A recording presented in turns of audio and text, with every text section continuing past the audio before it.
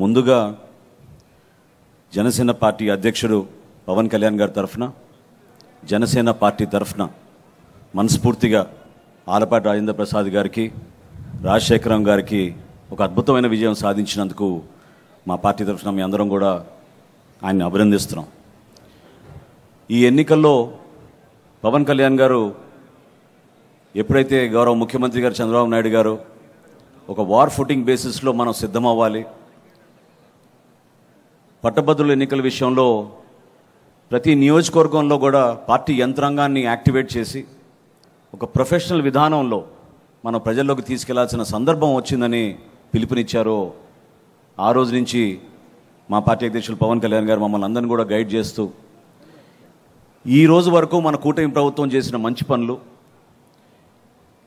ఆర్థిక విధ్వంసం జరిగిన తర్వాత కూడా మనం ఏ విధంగా జీతాలు 1వ తారీఖున అందించగలుగుతున్నాం, ఏ విధంగా పెన్షన్లు మనం 1వ తారీఖు అందించగలుగుతున్నాం, ఏ విధంగా రైతుల్ని మనం ఆదుకున్నామో, ఏ విధంగా మహిళల్ని ఆదుకున్నామో, ఇంత కష్టకాలంలో కూడా ఈ వివరాలు ప్రజల్లోకి తీసుకెళ్ళి ప్రజలే మనకి అంతిమంగా తీర్పు ఇవ్వాలి, దానికోసం మీరందరూ కూడా కృషి చేయాలని ఆయన పదే పదే మా అందరినీ కూడా టెలికాన్ఫరెన్స్ల ద్వారా వాటి ద్వారా తెలియజేయడం జరిగింది. ఈ తీర్పు ప్రజా తీర్పు, ప్రజా విజయం అని ఎందుకు అంటున్నామంటే ప్రజలు ఎప్పుడు మనని వీడలేదు. మనం చేసిన వాగ్దానాలకి, మనం అందిస్తున్న పరిపాలనకి, గౌరవ ముఖ్యమంత్రి గారి సారథ్యంలో ఎన్ని కష్టాలు వచ్చినా కూడా ఇచ్చిన కమిట్మెంట్ని నిలబెట్టుకుంటూ మన క్రెడిబిలిటీని మన ప్రజల్లో నిలబెట్టుకున్నాం. ఈ తీర్పు ద్వారా ప్రజలు మన పైన ఒక నమ్మకం మరియు బాధ్యత పెంచారు. ఎందుకంటే విజయం సాధించినప్పుడు సహజంగా మనందరం కూడా విజయోత్సవాల్లోనూ మనం కష్టపడి గెలిచిన విజయాన్ని ఒక్కొక్క సందర్భంలో త్వరగానే మర్చిపోతాం.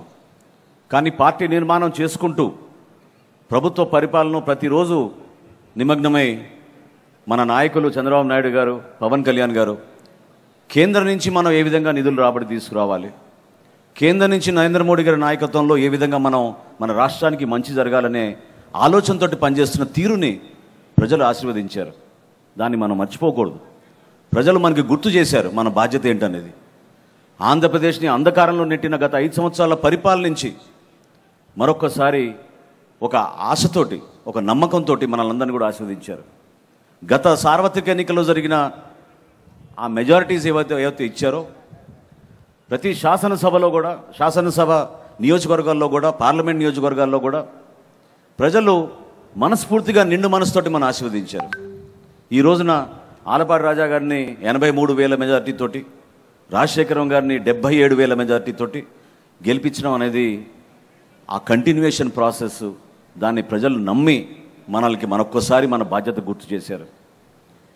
మీరందరూ కూడా పార్టీ నాయకులుగా మీకు అందించిన బాధ్యతని చాలా గౌరవంగా ప్రజల్లోకి తీసుకెళ్ళాలి. కూటమి ప్రభుత్వం ఈరోజు నిలబడింది, కష్టపడుతోందంటే మన నాయకులు చేసిన త్యాగం. వాళ్ళు ఎవరు కూడా స్వార్థంతో పనిచేసిన రోజు లేదు. కేవలం ఆంధ్రప్రదేశ్ని మనం రక్షించుకోవాలి, మన బిడ్డలకి మంచి భవిష్యత్తు ఇవ్వాలి, తెలుగు జాతిని అంతర్జాతీయ స్థాయిలో గర్వపడే విధంగా మనం తీర్చిదిద్దాలనే ఆలోచనతో వాళ్ళు రూపొందించిన ప్రణాళికలో భాగంగా మనం ముందుకెళ్తున్నాం. ఆ పార్టీ చేస్తున్న విష ప్రచారం, దుష్ప్రచారం, సోషల్ మీడియాలో ప్రజల్లో కన్ఫ్యూజన్ తీసుకురావాలని చేసిన ప్రయత్నాన్ని ప్రజలు తిప్పికొట్టారు.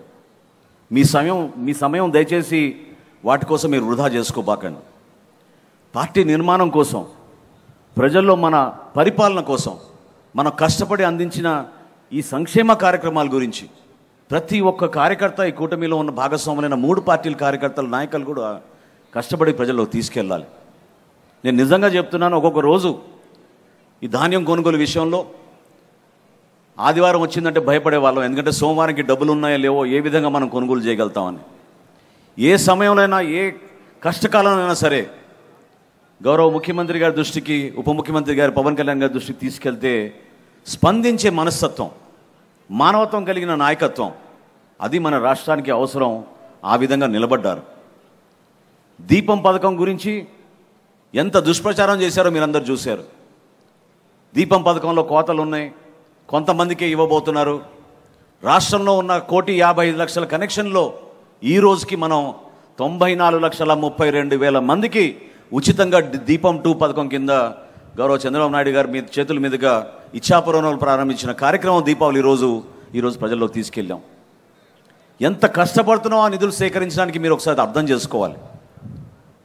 రాజకీయాల్లో సహజంగా మనం పరస్పరంగా రాజకీయ విమర్శలు చేసుకుంటాం, ముందుకెళ్తూ ఉంటాం. కానీ పాజిటివ్గా మాట్లాడడం, ప్రభుత్వం చేసిన మంచి కార్యక్రమాలని ప్రజల్లో తీసుకెళ్ళడం ఒక బాధ్యతగా మీరందరూ కూడా భావించాలి. పట్టభద్రుల ఎన్నికల్లో మీరు చూశారు, ఎవరైతే గ్రాడ్యుయేట్స్ ఉన్నారో, ఎవరైతే యువత ఉన్నారో, ఇందాక సత్యకుమార్ గారు చెప్పినట్టు అద్భుతమైన తీర్పు ఇచ్చారు. నిలబడ్డారు మనతోటి ఒక నమ్మకంతో, వాళ్ళ భవిష్యత్తుని దృష్టిలో పెట్టుకుని. ఇటువంటి నాయకత్వం ఉండాలి మన రాష్ట్రానికి. చంద్రబాబు నాయుడు గారు, పవన్ కళ్యాణ్ గారు, నరేంద్ర మోడీ గారి నాయకత్వం ద్వారా మనకు ఒక అద్భుతమైన భవిష్యత్తు ఉంటుందన్న నమ్మకంతో మనందరినీ కూడా ఆశీర్వదించారు. ఈ సందర్భంలో మిమ్మల్ని అందరినీ కూడా కోరేది, చిన్న చిన్న మనస్పర్ధాలు ఉన్నా కూడా రాజకీయాలు ఇవన్నీ సహజం. మనం కలిసి పనిచేసుకోవడం నేర్చుకోవాలి, ఒక అంకిత భావంతో పనిచేసుకోవాలి. తెనాలి నియోజకవర్గం నుంచి నాయకులు నిర్ణయించినప్పుడు, ఒక అభ్యర్థిగా నేను పోటీ చేసినప్పుడు నిండు మనసుతోటి ఆలపాటి రాజేంద్ర ప్రసాద్ గారు నాతో ప్రతి అడుగు వేసి ఆ రోజు నా విజయానికి సాధించారు, నిలబడ్డారు. అటువంటి మనస్తత్వం, అటువంటి నాయకత్వం మన అందరిలో ఉండాలి. కష్టకాలంలో మనం కలిసి ఉన్నప్పుడు, మన విజయం సాధించినప్పుడు, ఇటువంటి విజయోత్సవాలు జరుపుకున్నప్పుడు ఖచ్చితంగా మనందరం కూడా ఎంతో ఆనందంగా ఇంకా మంచి పరిపాలన అందించే విధంగా మన ప్రజల్లో తీసుకెళ్ళగలుగుతాం. మీ బాధ్యత ప్రజల పక్షాన్ని నిలబడ్డాం. ఇక్కడ ఉన్న నాయకత్వం, ప్రత్యేకంగా మన గౌరవ ముఖ్యమంత్రి గారు ఏ విధంగా పనిచేస్తున్నారో మీరందరూ చూశారు. ఎన్నికల రోజు, పోలింగ్ రోజు ఉదయం 5:40 ఆయన టెలికాన్ఫరెన్స్ చేపట్టారు. రాష్ట్ర వ్యాప్తంగా అందరినీ అప్రమత్తం చేశారు. ప్రతి ఓటు ముఖ్యం. 30 ఓట్లకు ఒక కార్యకర్తను నియమించారు. ఒక ప్రొఫెషనల్ విధానంలో, ఒక మేనేజ్మెంట్ పర్స్పెక్టివ్లో ఆలోచించి అద్భుతమైన విజయం సాధించేటట్టు పార్టీ యంత్రాంగం కలిసి వచ్చింది.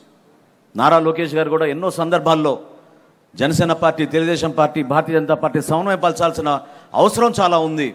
నాయకత్వాన్ని ముందుకు తీసుకెళ్ళండి దయచేసి, మండల స్థాయి నాయకుల్ని, గ్రామ స్థాయి నాయకుల్ని అని ఎన్నో సందర్భాల్లో ఆయన కూడా గుర్తు చేస్తూనే వచ్చారు. అందరం కలిసి మనం పనిచేసాం, అందుకని ఇంత అద్భుతమైన విజయం సాధించగలిగాం. దాన్ని మనం మర్చిపోకూడదు, నిలబెట్టుకోవాలి. ఆ బాధ్యతని, ఆ గౌరవాన్ని ప్రజల్లో ఎల్లప్పుడూ ఉండే విధంగా, రాష్ట్రానికి ఒక అద్భుతమైన పరిపాలన అందించే విధంగా మనందరం కలిసి వెళ్దామని నాకు ప్రత్యేకంగా ఆహ్వానించి చక్కటి అవకాశం కల్పించినందుకు గౌరవ ముఖ్యమంత్రి గారికి, తెలుగుదేశం పార్టీ నాయకులకి మరొక్కసారి రాష్ట్ర ఉప ముఖ్యమంత్రి, జనసేన పార్టీ అధ్యక్షులు పవన్ కళ్యాణ్ గారి తరఫున మీ అందరికీ కూడా అభినందనలు తెలుపుకుంటూ సెలవు తీసుకుంటున్నాను.